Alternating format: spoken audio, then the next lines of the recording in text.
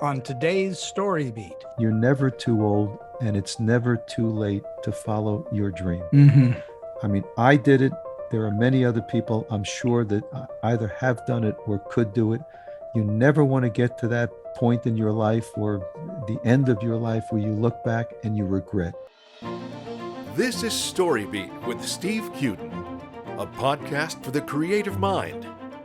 StoryBeat explores how masters of creativity develop and produce brilliant works that people everywhere love and admire. So join us as we discover how talented creators find success in the worlds of imagination and entertainment. Here now is your host, Steve Cuden.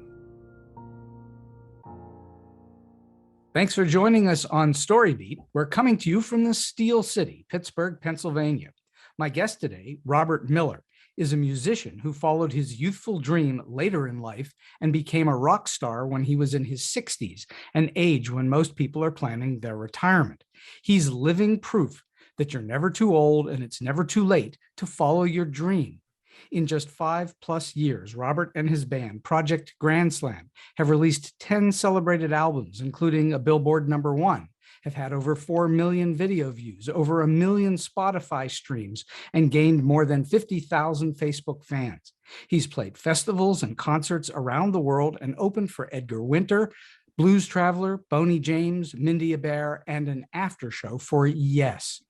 In March 2021, Robert started the Follow Your Dream podcast to inspire and motivate others to pursue and succeed at their dream, whatever it may be. Robert's initial podcast guests have included cousin Brucie Morrow, America's most famous radio personality, Anton Fig, drummer on the David Letterman Show, Mort Crim, longtime Detroit television anchor, Robert Funaro, star of The Sopranos, Steve Katz of Blood, Sweat, and Tears, and I'm pleased to say I've managed to sneak on as a guest too. Robert wrote the Follow Your Dream Handbook to accompany the podcast.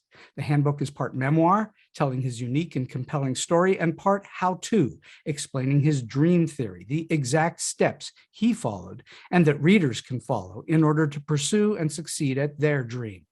Please be sure to stick around at the end of today's show for a very special treat. Robert has lent us his song, It's a Miracle, from Project Grand Slam's latest album, East Side Sessions. So for all those reasons and many more, I'm truly delighted to have the very talented Robert Miller join me today. Robert, welcome to StoryBeat.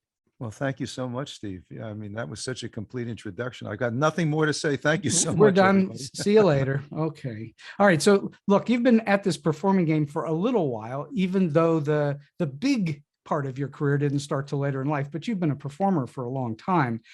Where did all the musical magic begin? Was it when you were a kid or was it later in life? Oh, it was definitely when I was a kid. My father was a musician. He played the trumpet. And I was told almost from birth that I was going to have to play an instrument. So my parents started me on the piano when I was about 5 years old.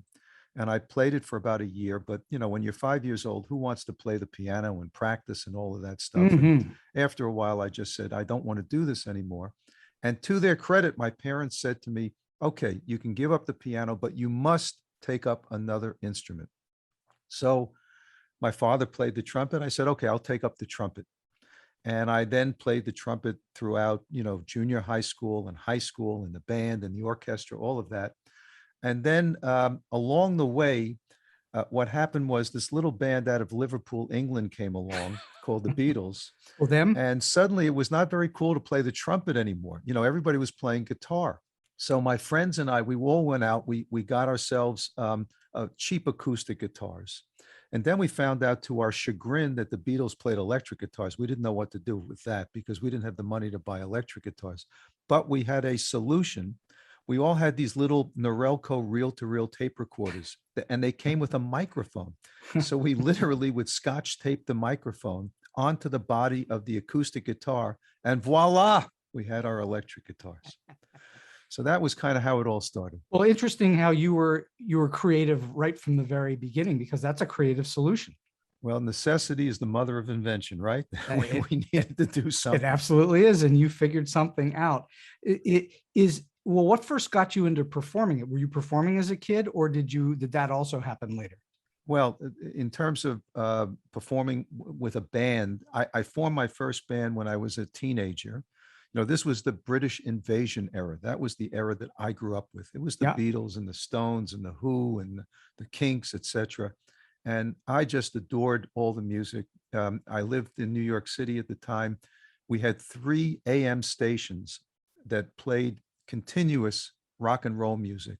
And so you could always hear something on the radio.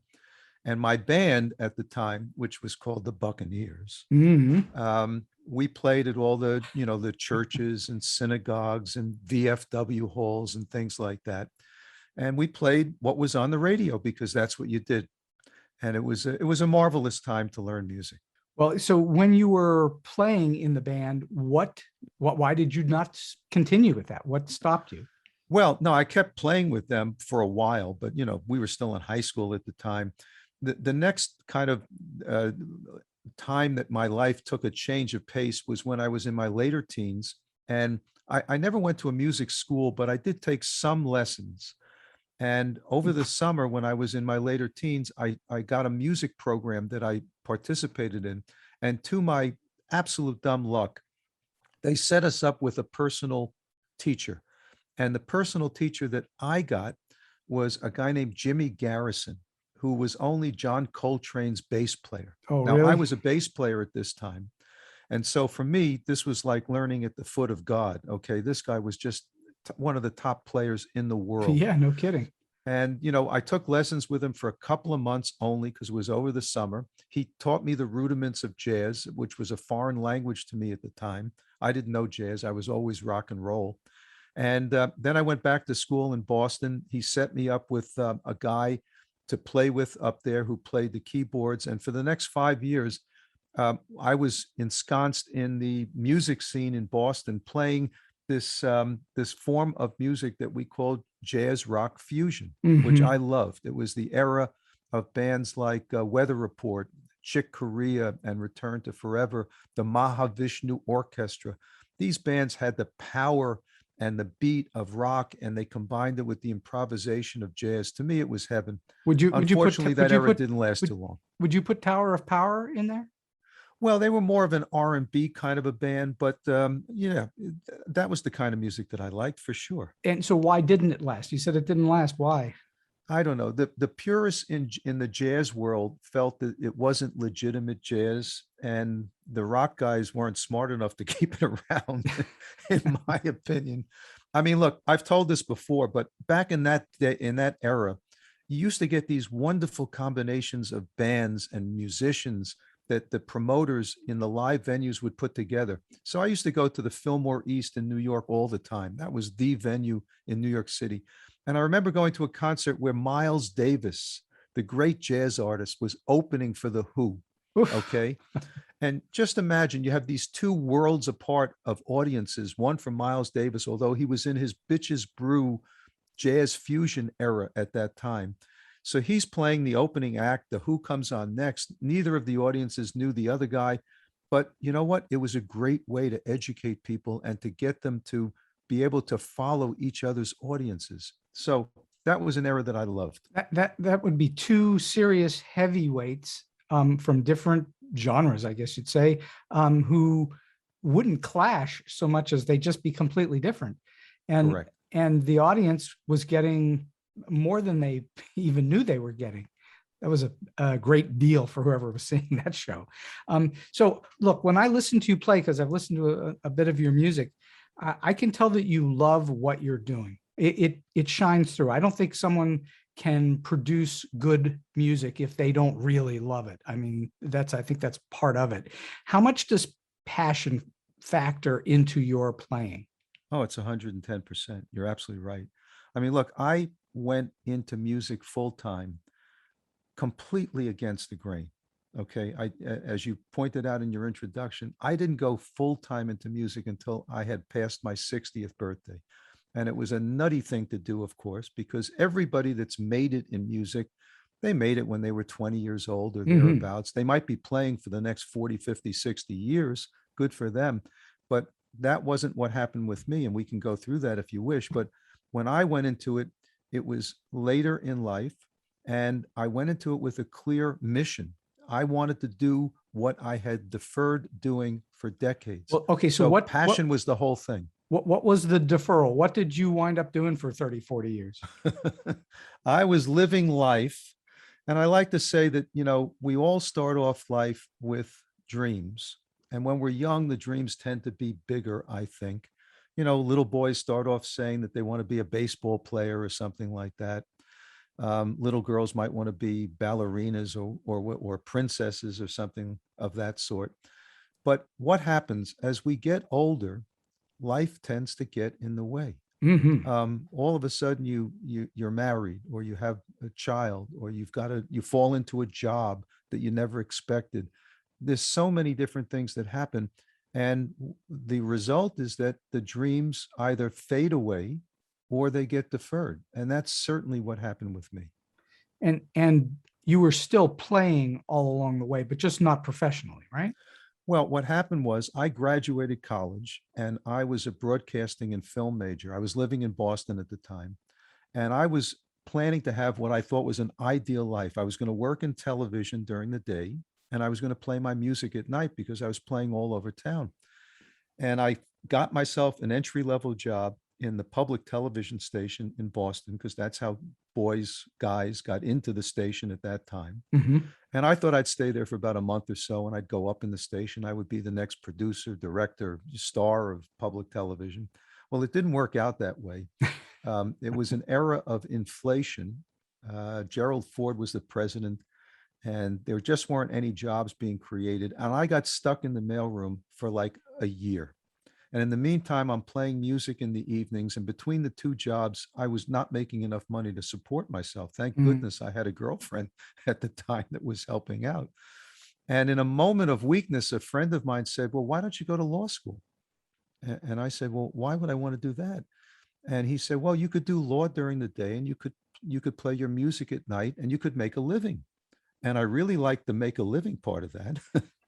So that's what happened. I went off. I applied to law school. Unfortunately, I guess I got in, and unfortunately I did well enough that I was able to get a decent job afterwards. And I still had my goal to do law during the day, play music at night, but it didn't work.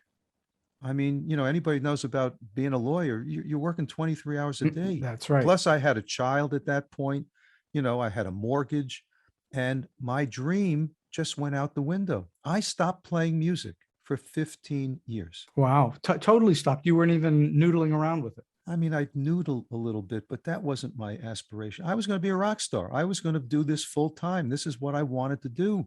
And all of a sudden I'm off on another planet. Okay. And it was only when I was in my 40s that finally I kind of made myself get somewhat back into it. And I started practicing again. I actually found this place. I like to refer to it as a musician's dating service. Okay. It was located in New York City. You'd go there and you'd say to them, I'd like to play Led Zeppelin's second album, the first side. And they would find, 3 other idiots that want to play the same music. So they put you in a room, they'd give you all the equipment, all the amplifiers, and you'd knock around for an hour or so, and you'd play whatever it is that you decided to play.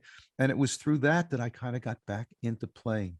And then I had a friend of mine from my childhood that I found out had a recording studio.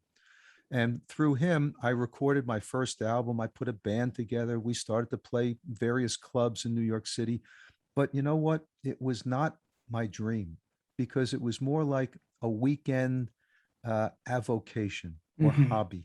I was still working. I was still supporting my family. This was not what I really intended to do. It took me another 20 years to get to the point where I jumped into the deep end of the pool. Was there a point along the way where you thought to yourself, obviously there had to have been some frustration at not getting where you were trying to get to quicker, but was there some point where you thought to yourself that you were really good at this and that you really should be doing this? This is truly what you needed to be doing. Well, look, I think everybody has some kind of ego, and I started writing again, and the music that we were playing and the recording that we made, I thought it was top notch, and I was playing with really terrific musicians. and holding my own with everybody. So yeah, I kind of felt like this was a path that I could go on legitimately without feeling like I was, just faking it or something like How that. how old were you at that moment? I was in my 40s. In your 40s. So you didn't feel that when you were in your teens or 20s that you were good enough to be pro. Well, no, I probably felt it more at that time because I was much more into what was happening with music at that time. But again, it was for other reasons that I got off track. It was what throws many artists off, and it's money. It's Sure. trying to survive, put food on the table. Look, I've got a fantastic band that I put together called Project Grand Slam. You alluded to that in the introduction. My band is made up of a group of young, extremely talented musicians.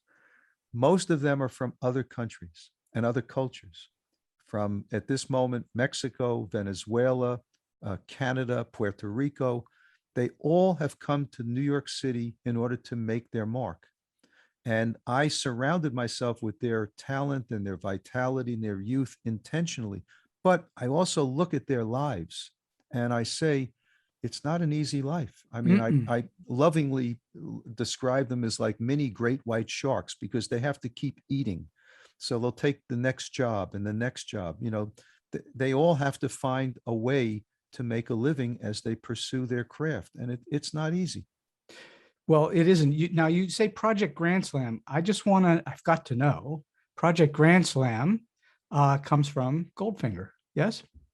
You know, you win the prize, okay? Because not too many people know that. So that's one of the great scenes in the history of motion pictures. You're Period. 100% right. Not just the Bond movies. But wait a minute, I got to tell you the real story, okay? Because you only got a part of it. So you're right. I was a big fan of the James Bond movies. And when I was naming the band, I didn't want to call it, the Robert Miller Group or something. I had already done that. I wanted something different. And I'm watching, or I remembered the movie Goldfinger, which is about the plot to steal the gold from Fort Knox. Yeah. It was a great movie, just a great movie. And in the movie, the plot to steal the gold was called Project Grand Slam. Yes. So I said, this is a great name for a band.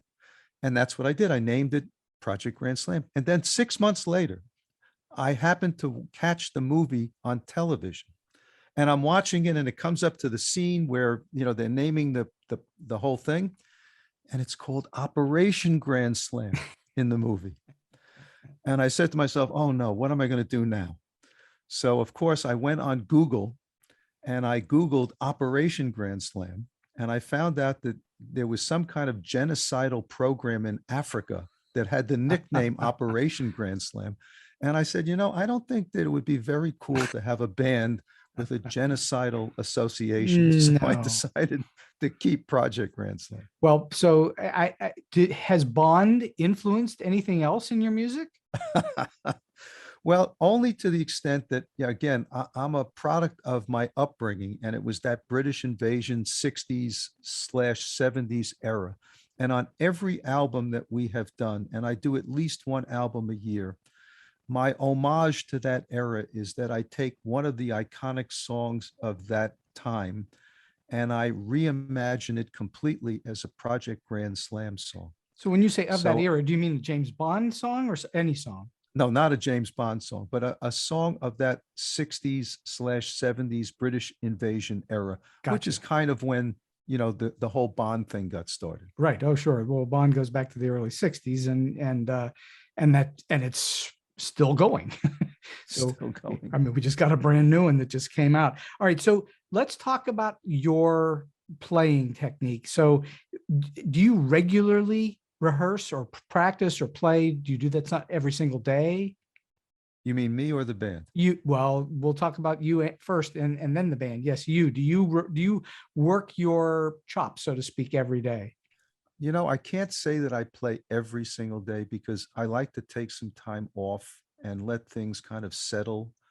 But I'm always working on either new music or a new recording or something. I mean, right now, for example, we played 2 concerts. The band played 2 concerts over the summer. And it was the first 2 concerts that we were able to play since the pandemic began. Right. The last time we had played a concert before that was in February of 2020.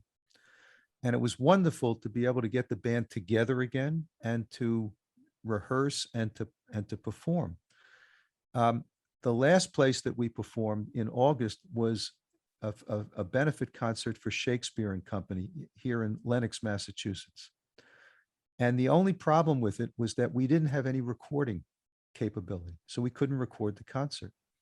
And I said to myself, you know what? I think the band is just, functioning at the highest level. I want to record that concert. So I took the band a month ago into the recording studio and we re-recorded that concert. We replayed it, I should say, as if we were playing live. So we just Wow. went right through the whole number of songs. It was like 15 songs. And I'm going to put that out as a live album in 2022. It's Oh. so good. You're not going to add crowd noise, are you? No, I didn't. I was thinking of that, should I make it seem like it was a big stadium? And I said, no. This is exactly what it was. We're in a studio. Everybody's in their own booth. And we're recording each instrument separately because that's what you need to do in a studio. But it was all live. One take each. That was it. We had already done a live album a few years ago. We played this wonderful festival in Serbia, of all places. And they gave us a DVD of our performance as we were leaving the stage. And it was a wonderful festival because we got this standing ovation, 20,000 people. There was a whole crowd of people afterwards wanting to take our autograph and pictures and all of that stuff. And the DVD was so well recorded that it became a live album that we put out called Greetings from Serbia. Mm-hmm. So, and that captured the band at that moment, which was 2018. This new album, which I'm going to call the Shakespeare Concert, is going to capture the band right now. All right. So when you're creating material or when you're programming material, either one, whether you're creating it or figuring out how the show is going to operate, are you thinking about the audience and keeping them in mind, or are you trying to do something that pleases you and in the expectation that it will also please the audience? I'd say it's more the former. I mean, look, if you're a performer, you have to bear in mind that you're playing for an audience. Sure. And you need to make sure that the audience is excited and satisfied by what you're doing. So when I program our set, and, I like to do something that's a little bit different from some artists. There are artists that basically play the same song one after another after another. They just all sound the same. Mm-hmm. And more power to them. They've got, great audiences and fans and all of that. But that's not for me. I always admired those artists that were diverse in what they did. So my music is extremely diverse. I mean, we are a fusion of jazz, rock, and Latin. And we play those three type of genres, and we play combinations together. We have ballads, we have loud things. That's the way I do it. So when I program the set, I'm making sure that there's kind of highs and lows and ups and downs, and I'm crescendoing the set because I want to leave people feeling like they got a great show at the end. Sure, of course. There's nothing like a show that is programmed in a way that builds interest in more listening to more music. Right. I think, look, there are some people, I'm sure, there are artists that get out there, they're playing their greatest hits. They can get away with almost anything. If they've been around for 30, 40, 50 years, it's a whole different kind of event for them. But for a band like ours, where we're not as well known, even though we're out there, I have to make sure that not only is the music being played at the absolute apex of what we're able to do, but that we are putting on a show and that we're, again, crescendoing so that we leave people kind of wanting for more. Mm-hmm. No question. All right. So let's talk about the band a little bit. How much do you rehearse? How much do you practice together? Not that much, to be honest with you. First of all, I've been playing with most of the folks in the band for quite some time. So, and it all started because when I decided to go into this full time, and that's about 6 years ago, one of the things I had to do, of course, was, put a band together because I knew what I wanted to play. I knew what I wanted to pursue, but I needed a band. So I literally took out an ad in Craigslist and I had a mass audition. And about 30 musicians came down for this. And out of that group, I was able to form the basics of Project Grand Slam. And some of the folks that are in the band date back to that audition. That's how Wow. long they've been playing with me. Wow. And others I've picked up along the way. And again, they're all fantastic musicians, but once they learn the music, and we, the way that we record is a little bit different than the way some artists record. When we were able to go into a recording studio, which, was before the pandemic, only now is it different. I used to have them rehearse like crazy for like 2-3 days in a row. We would get the songs down absolutely perfectly. And then we'd go into the studio. And again, just like I described for the live album, we would record all at once, everybody together. And then we might, adjust and fix and do little doodads here and there. But we didn't record in the way that some artists do, which is kind of layer by layer, track by track, instrument by instrument. That's the way most pop music is recorded these days. But our music, because it's so organic and it's improvisational, the songs literally never come out exactly the same 2 times in a row, which I love. There's a in the jazz world, that's really the way it is. No two performances are ever the same. Correct. And so what I do when I write, and I've now written over 100 songs, and not that we play all 100 songs, but let's say we have a set list that's 20, 25 of the songs that I feel are perfect for this particular iteration of the band and where we're playing, etc. When I have a new song, I come down to a rehearsal with the band with what I'll call a sketch, an outline.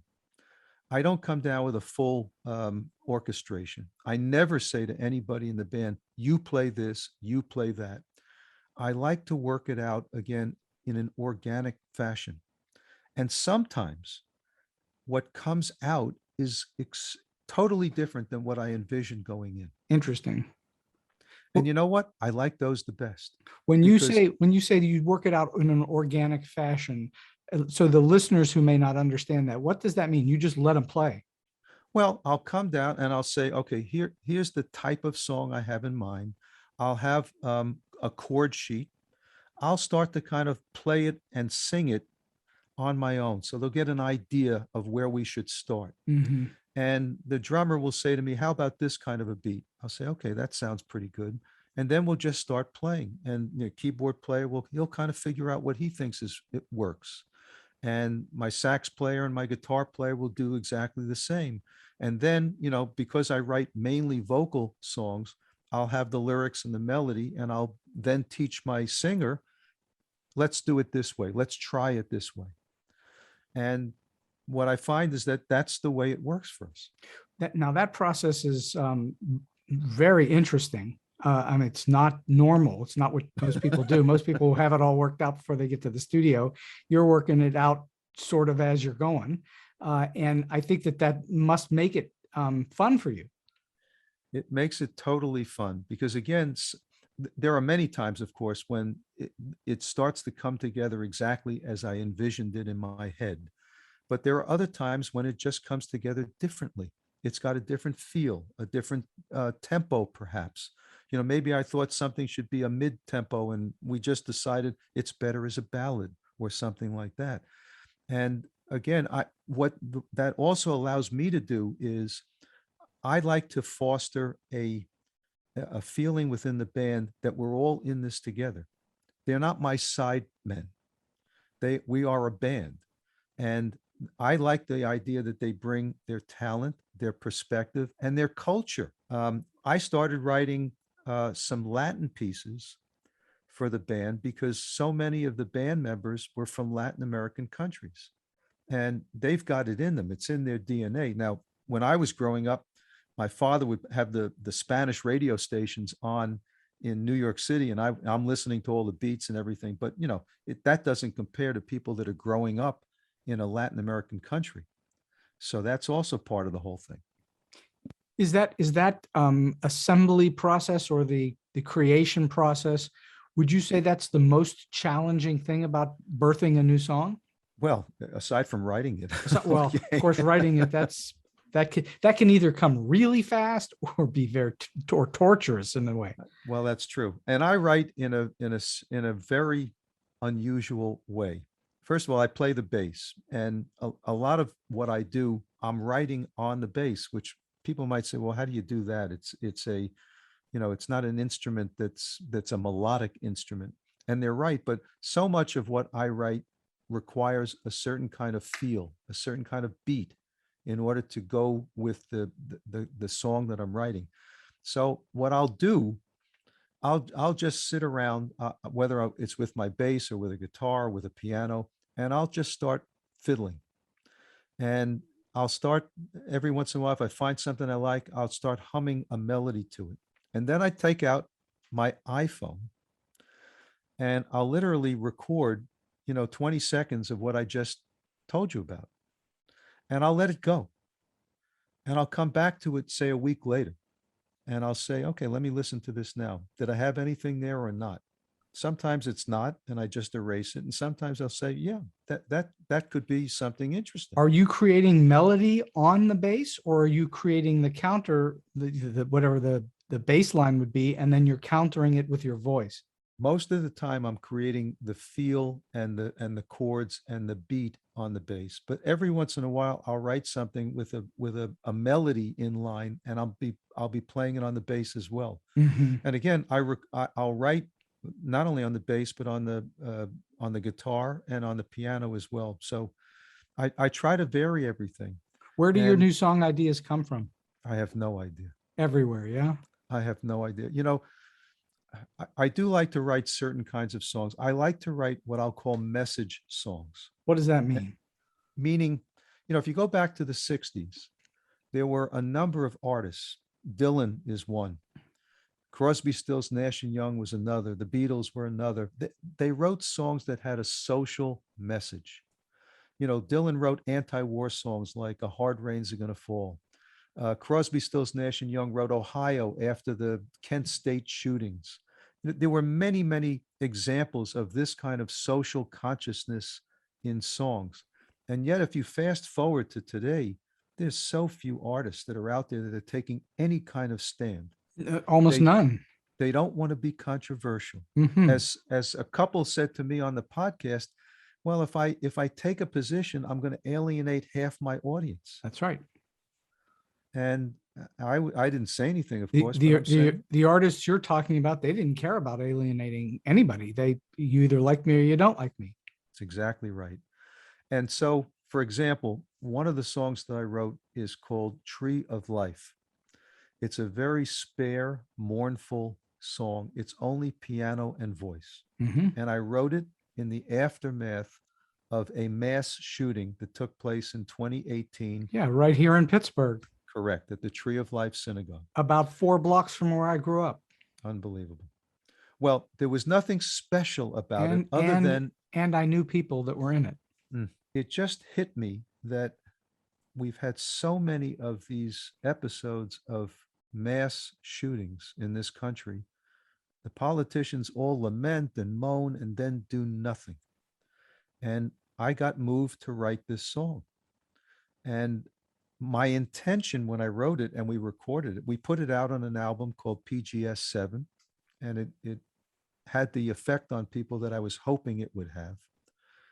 And I even did a special episode of the podcast on that song. But my intention was that every time there was a mass shooting, I was going to re-release the song as a reminder. And then you know what I found out? Do you know how many mass shootings there have been in this country just in Oh. the last couple of years? Oh, hundreds. Correct. It's like 600 or 800. It's crazy. I would be re-releasing the song every day. And almost very few of them actually get reported. Right. Right. I mean, it's a terrible thing. So anyway, I wrote that song as an example of a message song. Mhm. I wrote another song that is going to be on the live album, and it's on one of our other albums called "Redemption Road." And I wrote it in the aftermath of the Supreme Court hearing for Brett Kavanaugh. Right. And I wasn't trying to write a political song, but if you remember back to that hearing, there was one senator, Susan Collins, that was kind of the make or break for his nomination. And everybody wanted to know, what was Susan Collins going to do? Yes. And ultimately, she voted to install him as a Supreme Court justice. And I wondered to myself whether she would ever have any feelings of regret, such that she might need redemption. And then I said to myself, we all need redemption at times from things that we have said or done. So I wrote this song called Redemption Road, which is that kind of a message song. Very good. Do you do, as you're developing music, do you do anything today that's very different from when you first started to write music way back when? Well, the biggest change is that when I first started writing music, I was more of a jazz oriented musician, Mhm. and I wrote almost exclusively instrumental songs. And interestingly, about 3, 4 years ago, my wife said to me, you know that most people like vocal songs. They really don't understand instrumentals. You know, we're not talking about hardcore. She's talking about the general audience. She said, why don't you think about writing more vocal songs? And I thought about it for a moment, and I said, you know, you're right. The general public much more relates to vocals. But there was a problem. I hadn't written lyrics before. And, you know, it's one thing to write music and to convey a feeling through the music. It's quite another thing to tell a story through the lyrics. And I consider myself a pretty good writer and a disciplined writer. So for me, it's not like I just tossed off lyrics, you know, any which way. I wanted to make sure that I was saying something, that it was rhyming appropriately.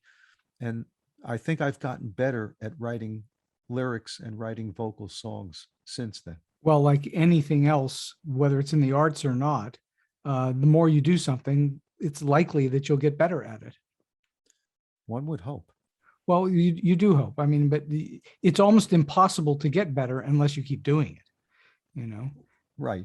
And I write songs, as I said, in somewhat of an what's the word? Idiosyncratic. Manner. I always start with the music. And when it comes to the lyrics, I rarely ever set off to say, okay, I'm going to write this kind of song or that kind of song, or this is the subject matter of the song that I want to write. I just get a line in my head. I get a subject in my head as I'm singing the song to myself.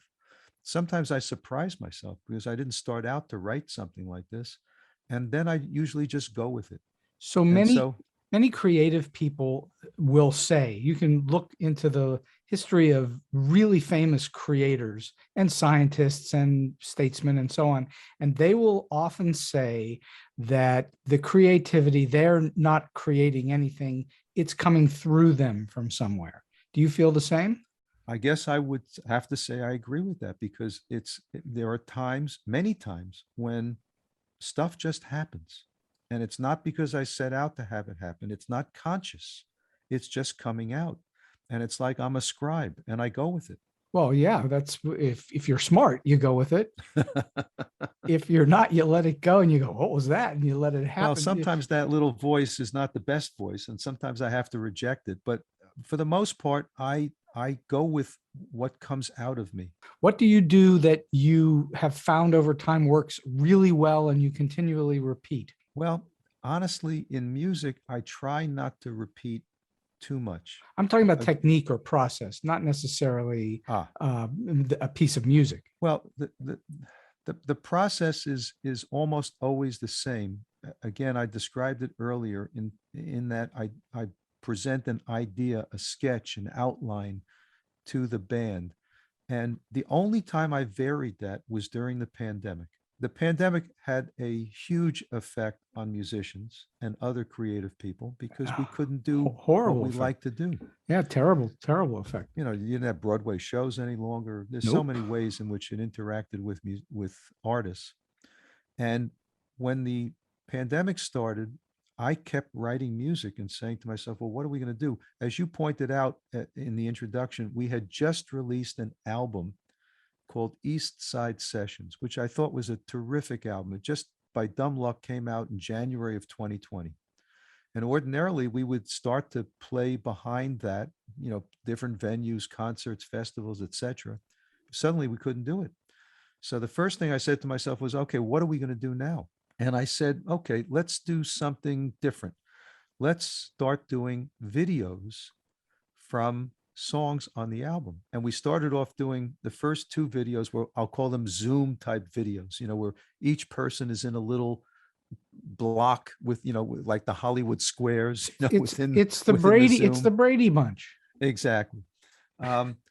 What I found out, by the way, is that technically you can't play live that way. You have to be essentially lip syncing because there's a technical delay problem that you have if you tried to play live. Right. So we're all, doing the Brady Bunch thing, the Hollywood Squares thing.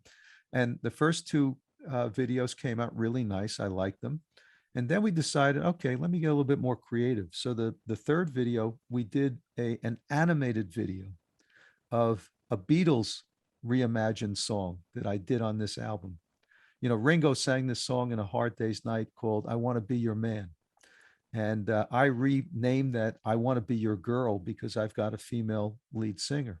Right. And we redid the song completely on East Side Sessions. So my video guy and I worked out that he put together this, incredible animated video of that song, which I thought was so cool. And then for the fourth song, I did a song on the last song on the album East Side Sessions was a I call it a cowboy jazz song. Okay. I used to love watching cowboy movies when I was a kid. Right. And I wrote a cowboy song. Okay. But in the middle of it, it had kind of a jazz interlude to it. And I didn't know what to do with the song. I love the song. I added horse sounds and whip sounds and shotgun sounds to the whole thing. I mean, we had a lot of fun with the song. What's the title of it? Called The Pardners. The Pardners. Yes, Pardners, The Pardners. Okay. So I went talked to my video guy and I said, what do you think we can do with this? He said, give me a week. He comes back. I kid you not. He found a 1968 Italian spaghetti Western movie that had a plot that somehow fit with this song because the song had a female protagonist. It was about two partners in the Old West, and one partner cheated the other partner. And the partner that was the main protagonist in the song went and shot the other partner for ripping her off. Right. So my guy found a movie where this kind of plot fit the movie. So we've got this Italian spaghetti Western thing going on with this cowboy Western song. It was just terrific. With jazz in the middle. Exactly. And probably for half the audience, it went way over their heads. They had no idea what the hell they were looking at. And for the other half, they said, man, this is cool. All right, let's talk for a moment about your podcast. You've got the Follow Your Dream podcast. What inspired you to start it? Well, I realized that I had a story that was totally unique. I mean, before I decided to do this music thing full time, I was searching for any kind of example of somebody that had done what I was about to do. And I couldn't find anybody. Like I said before, all the rock stars that I knew, all the great musicians, they all started when they were in their teens or early 20s. And they may be doing it for the next 40, 50 years, but I didn't know anybody that was silly enough like I was to jump into the pool when they were past 60. And when it worked out, people said to me, you've got this ridiculous story, but it's inspiring and it's motivational because, you're never too old. It's never too late to follow your dream. And somebody said to me, why don't you start a podcast? I didn't know much about podcasts at that point, honestly. But what I did know is that the relationship that musicians now have to their audience with social media, I regard as a very unfavorable relationship because it takes absolutely no engagement, no commitment for somebody to go on to Facebook or any of these other social media and hit a like button or even to make a comment. There's no real relationship that you're establishing that way. This is true. And what I liked about the idea of a podcast was people said to me, well, you could have a longer form, more in-depth relationship with your audience. So I said, I like that already. So my two goals with the podcast were, number one, to see if I could inspire and motivate others, people that had other dreams, to finally take their shot at their dream. And secondly, I thought it was a good way to introduce my music to a much broader, wider audience than I was able to on social media. So, for example, on every episode of my podcast, I feature one of my songs in the It's a good thing. introduction and then at the end. And sometimes I do bonus music episodes where it's just featuring some of the music that I've done. And what I found is that that is doing exactly what I was hoping it would do. It's introducing the music, and at the same time, it's inspiring people. Well, so you were looking to inspire people. Yes, absolutely. And how's the feedback been on it? Do you believe that's working? I think so. I mean, to the extent that I get the feedback, first of all, the trajectory of the podcast has been wonderful. I mean, I only started this about 6 months ago. It was March of 2021, and it's already well into the top 5% of all podcasts, I am informed. I've got thousands of listeners each episode. I've got over 100,000 downloads at this point, over 100 countries, all 5-star reviews. So the feedback that I've been getting from all these different places and sources has been just marvelous. And one of the other benefits to the podcast for me, I'm a kid that grew up with music, and I love the music that I've mentioned. And all the guests that I've had, and I've had so many musicians. I've had others, of course, like yourself, and actors and broadcasters and a lot of other people. But I've had a number of musicians, and so many of them, they were my heroes when I was growing up. Isn't that a cool thing when that happens? It really is, because I'm able to talk to them as a peer. Okay, we do peer-to-peer discussions. I don't talk to them like I'm worshiping somebody that's 30 years older than me. I'm not a 20-year-old kid, and we have fun. And I do this thing with my musician guests where which I call a song fest, where I say to each of them, give me like 3 or 4 of your favorite songs, either things that you've written or you've been on or that you love or whatever. Let's play them underneath and let's talk about them. And give me like the backstory, the real underneath on this stuff. And you know what? They all love it, and they all have a great time doing it. And I think it comes across to the audience too. I've yet to meet anyone on this show who wasn't happy to talk about themselves. I mean, that's not to say that people are egomaniacal. That's not what I mean. It's that people love to tell their own story. They do, but I try to get them to talk about stuff that they're not expecting. Okay. Like I'll what? ask them about, give us an example. well, for example, I just had Felix Cavalieri from the Rascals on my show. Okay. The Rascals, good lovin', groovin'. I mean, this is one of the greatest bands of the 1960s. Mm-hmm. And I asked most of my guests, what was your dream when you were young? Was it to be a musician? And he said, no. He says, he was going to be a doctor. And I said, well, what happened? And basically, I'm summarizing. He was playing up in the Catskill Mountains, and he got discovered by another guy that was on the podcast, Joey D of Joey D and the Starlighters, Right. who then takes him over to Europe because he was filling in for the organ player that Joey D had. And the next thing they know, they've got an opening act in Stockholm called the Beatles. Okay. And he saw all the girls going for the Beatles. He said, I think this is a lot more fun than being a doctor.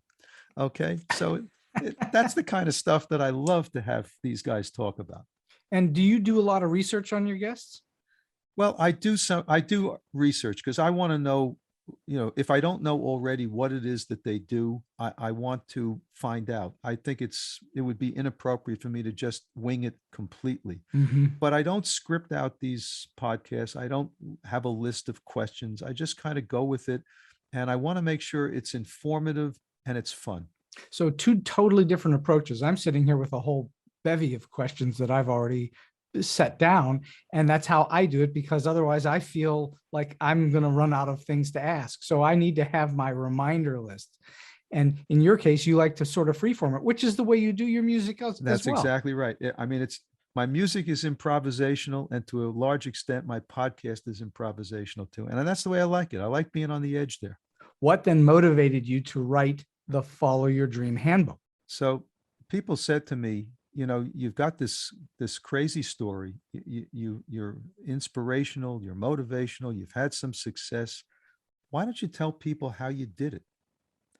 And I had always thought about writing a book or something, but I was so involved with music, I never had the time to really do it. And then I said to myself again, over the course of the pandemic, because we all had more time, maybe that would be a good idea. And so I put my mind to it, and I came up with this idea to call it the Follow Your Dream Handbook. Mm-hmm. Why? Well, I wasn't writing War and Peace. This was not the great American novel. Right. And I remembered, if you recall from years ago, they used to have this thing called the Preppy Handbook. Right. And I kind of like the idea of a handbook, like a how-to. So I decided to do it as kind of half memoir, tell people what my journey has been in music and how it's worked and what my motivations and all of that were. And at the same time, to give them a how-to so that they could follow some kind of an order if it was something that they wanted to do with their lives. I believe that everybody, as I said, starts out with a dream, and nobody wants to go to the very end of your life regretting anything, but certainly regretting if you had something in you and you always wanted to do it. You never want to walk away and say, gee, why didn't I do it? Why didn't I give it a shot? For me, it was never about success per se. If I didn't succeed at the level that I have in music, and let's face it, this is not the Rolling Stones we're talking about. I'm not playing for 100,000 people in a stadium, but I'm performing and recording and doing things at a level that was well beyond what my expectations were at the time. But for me, it was always about taking the shot, trying. And I felt that if I didn't try, I would always regret that I didn't give it a shot. Well, nobody ever succeeds by not trying. That's true. But some people make success the be all and end all.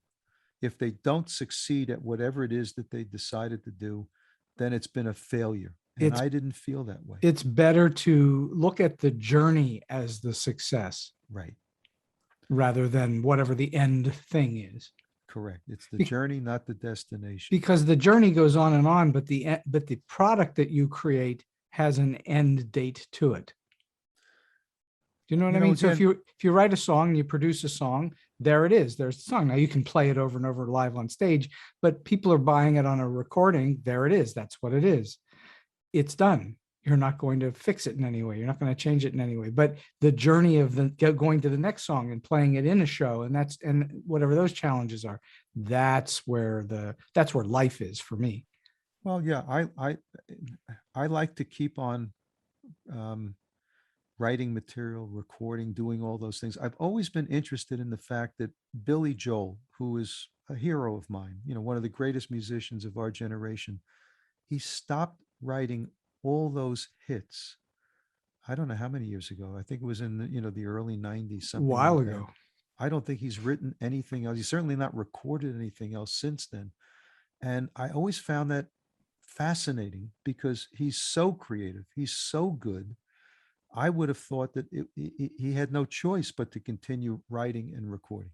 Well, I mean, I don't think anybody really knows what has happened there. I don't know that he's ever talked about it. I'm not aware of it, but it seems to me he either felt burnt out, like he couldn't get to that next place, or he's done what Prince did, which is he's got a stash of recorded songs that when he's gone, they'll release for the next 200 years, Maybe. I mean, look, I look at guys like McCartney and James Taylor, two guys that I think are just magnificent. And they continue to write, they continue to record, they continue to evolve. It may not be for the same audience, it may not be at the same level, but I give them credit. I think that's what they have to do. You are pointing out, though, I will say, slight anomalies, that the majority of the people that have success in let's call it show business in general, whether that's actors, producers, directors, writers, musicians, whatever. The overwhelming majority of those people do not wind up continuing on with their career until they drop, like, like McCartney is doing, like James Taylor's doing. Most of them get out at some point. That's true. And also, I think that for most artists, when you look back, you can kind of see the arc of their career. There was a beginning, a middle, and an end. And maybe they didn't set out to do it that way. Maybe they didn't decide that they were going to stop wherever the end point was. But you can actually look back and say, okay, so and so, he had 4 great albums between 1975 and 1979. That was it. That was exactly.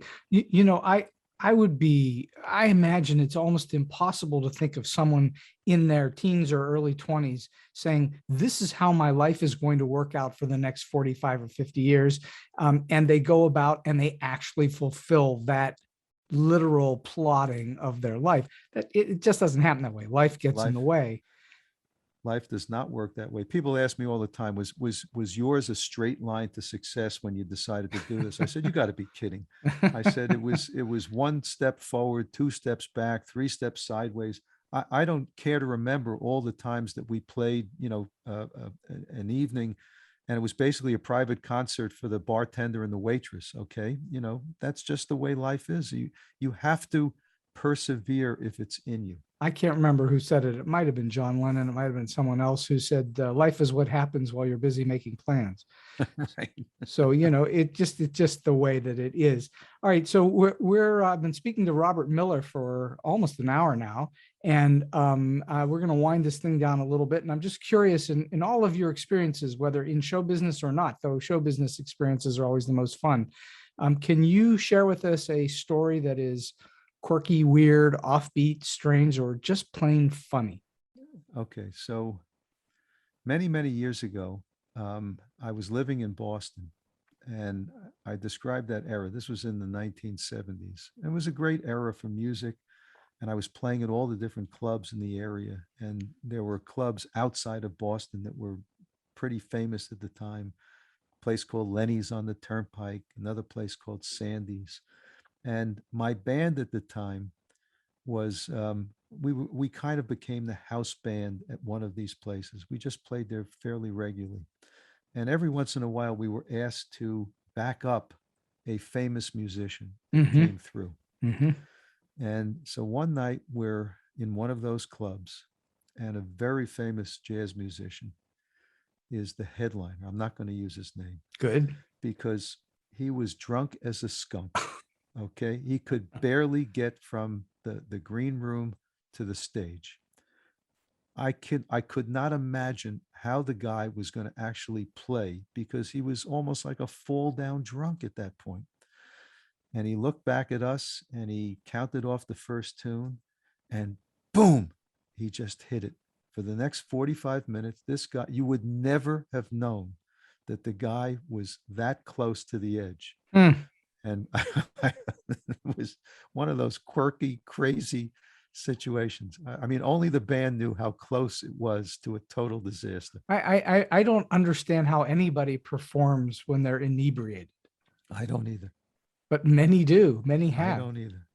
And on all kinds of substances. So I think that's a very funny story. All right, last question for you today, Robert. You've already shared with a lot of your experiences and your wisdom and advice, but do you have a solid piece of advice that you like to give to people when they ask you, how did you do it, or what's the best way to go about it?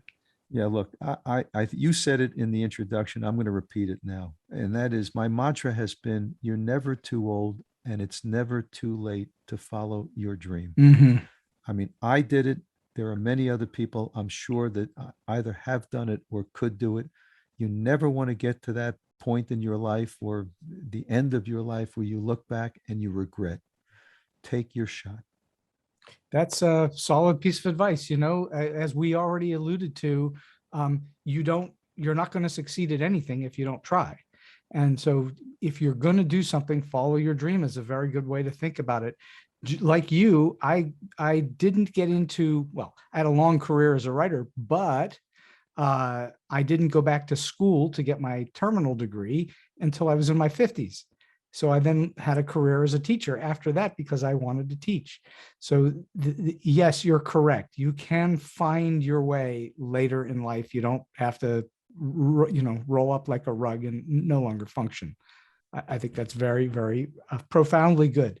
Good. You were in your 50s, so you were a kid when you did that. I was just a babe in the woods. Robert Miller, this has been a terrific hour on StoryBeat, and I can't thank you enough for spending some time and your experiences and your wisdom with us. And I'm just delighted that you were with me today. Thank you so much, Steve, for having me. And now, as promised, we have a real treat. Please sit back and enjoy Robert's song with his band Project Grand Slam, It's a Miracle to Me.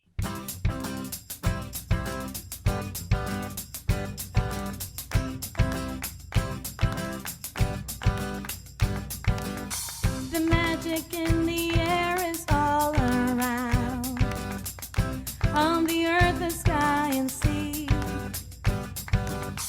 It dances with me when I jump around. It is a miracle to me. The magic in the air is way up high.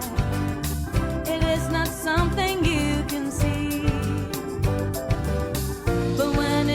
You makes a crazy sound. It is a miracle to me. It crawls into the space that occupies your mind. It burrows underground and tricks you all the time. It moves electric and it makes you feel so fine. It is a miracle to me.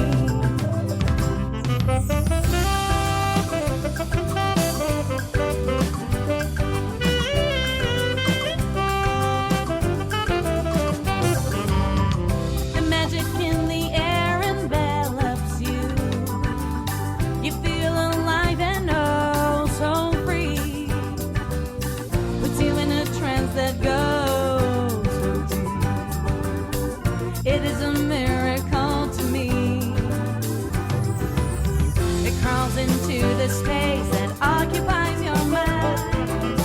It burrows underground and tricks you all the time. It moves electric and it makes you feel so fine. It is a miracle to me.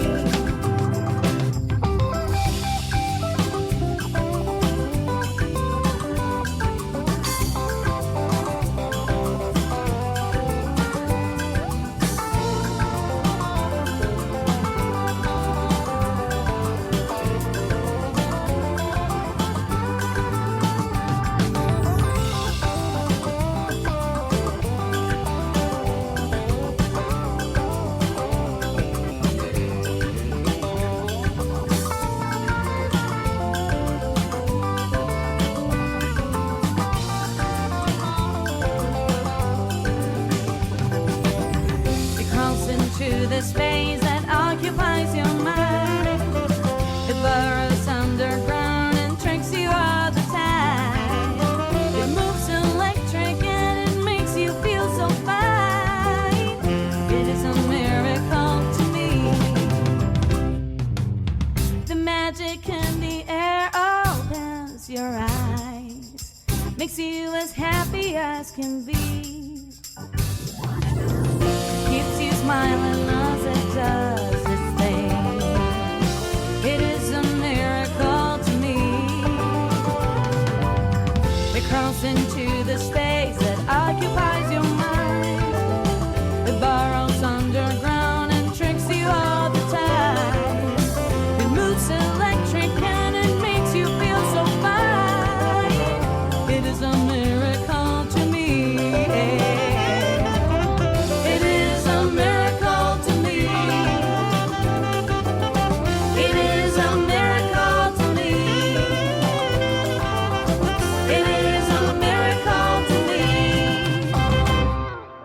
And so we've come to the end of today's StoryBeat.